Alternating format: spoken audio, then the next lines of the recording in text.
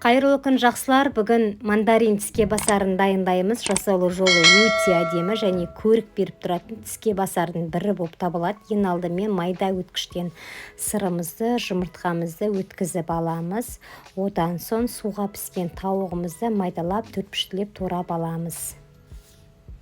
Әрі қарай аскөгімізді жақсылап жуып, тазалап, кептіріп, оны да осылай төртпіштілеп турап аласыздар. Суға піскен сәбізді майда өткіштен өткізіп алып, оны бөлек қоямыз.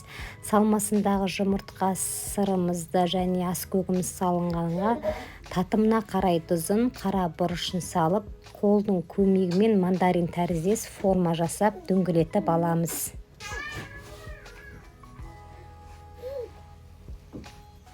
Мінекей осындай шариктер шығады. Одан кейін жаңа суға піскен сәбізімізді астына салафан төсеп, ортасына салмасын салып, қолдың формасымен мандарин тәріздес форма шығаратын боламыз. Өте оңай, одан қорықпаңыздар. Мінекей.